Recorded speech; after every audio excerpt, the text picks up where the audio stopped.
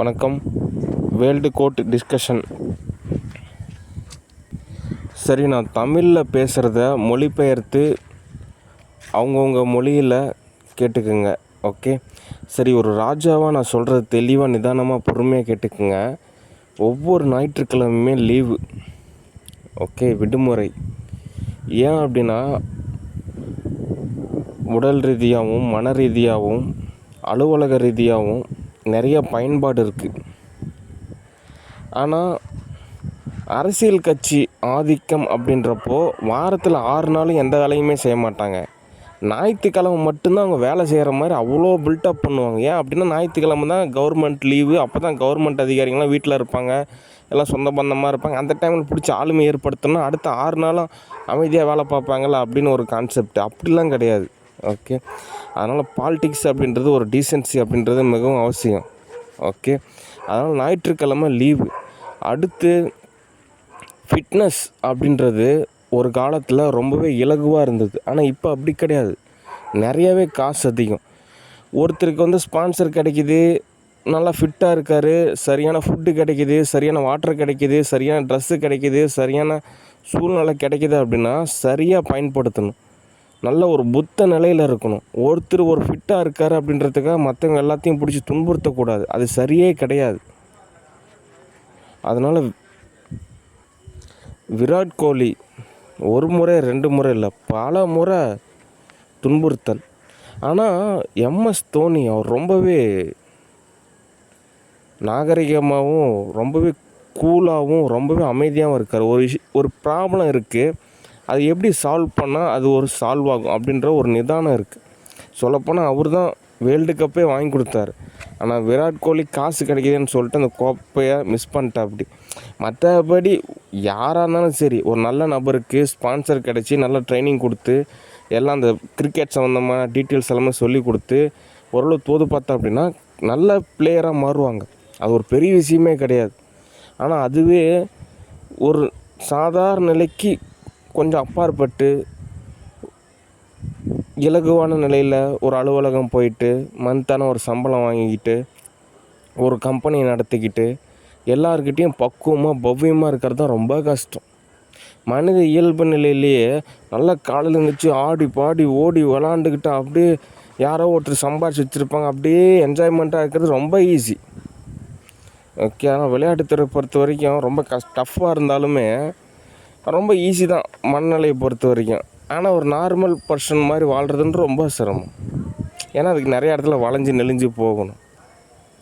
அதனால் விராட் கோலி அவர் செய்யக்கூடிய தவறானது ஒரு தொடர் கதை மாதிரி இருக்குது. அதனால் அவரோட கிரிக்கெட் வாரியத்திலிருந்து அவர் விலக்கப்படுகிறார்.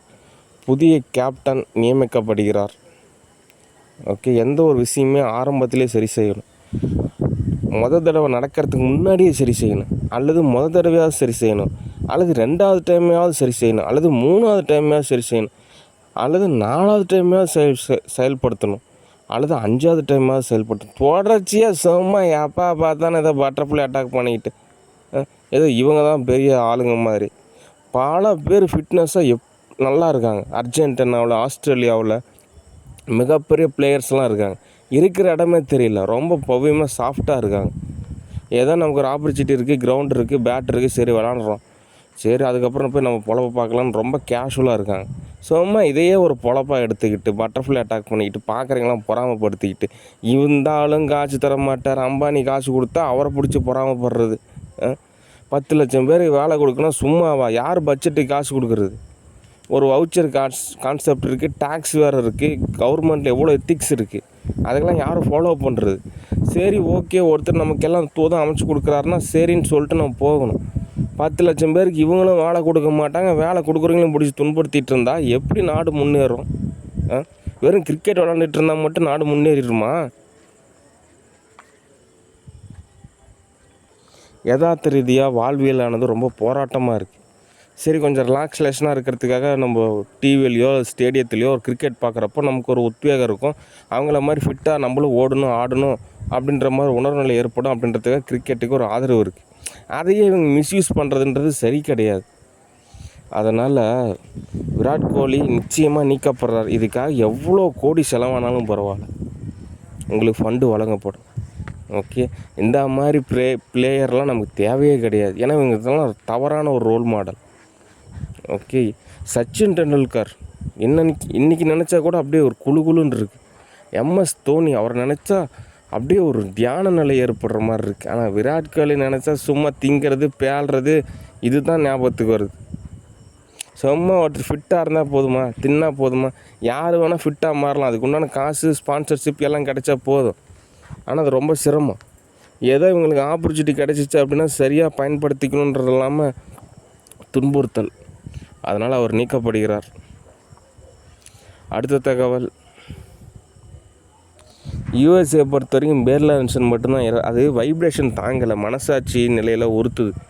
ஒட்டுமொத்த நாடுமே அவ்வளோ மன மகிழ்ச்சியாகவும் உற்சாகமாகவும் அப்படியே ஒரு உச்சபட்ச நிலையில் இருக்கிறப்போ அந்த பேர்லான்சன் மட்டும் வைப்ரேட்டு, அதாலே தாங்க முடியல. அதனால் பேர்லான்சன் மட்டும் அப்படியே கனடா நாட்டுக்கு அனுப்பிச்சிடணும். அப்போ தான் யூஎஸ்ஏ ஆனது தோதாகும். அடுத்து சோப்பனாங்கி டிஸ்கஷன். சோப்பனாங்கியை பொறுத்த வரைக்கும் எப்பயுமே எரர் தான், இருந்தாலும் மைய நிலைப்பாடாக ஸ்டாலின் தான் எரர்.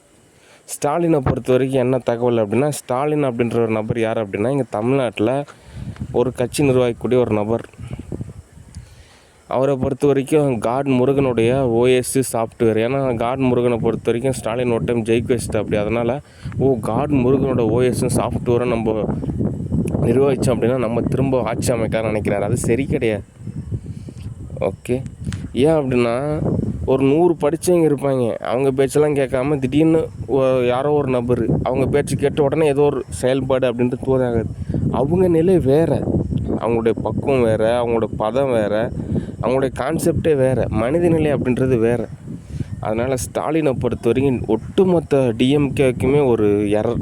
அவரும் மாட்டிக்குவார், அவரால் ஒட்டுமொத்த டீமுமே மாட்டிக்கும். இவர் மாட்டுறது இல்லாமல் மற்ற எல்லாரையும் மாட்டி விட்டுருவார். ஏன்னா ஓஎஸ் கரப்ஷன் ஆயிடுச்சு, சாஃப்ட்வேர் எரர் ஆயிடுச்சு. அதனால் அவர் மட்டும்தான் எரர். இதுக்கு என்னங்க தீர்வு அப்படின்னா, இன்ப நிதி தான் தீர்வு. இந்த எனக்கு ஏற்படக்கூடிய துன்பத்துக்கு, ஆக்டர் விஜய்க்கு ஏற்படுற துன்பத்துக்கு பல மடங்கு இன்ப நிதி துன்ப நிதியாக மாறணும். அப்போ தான் அவங்க அமைதியாவாங்க.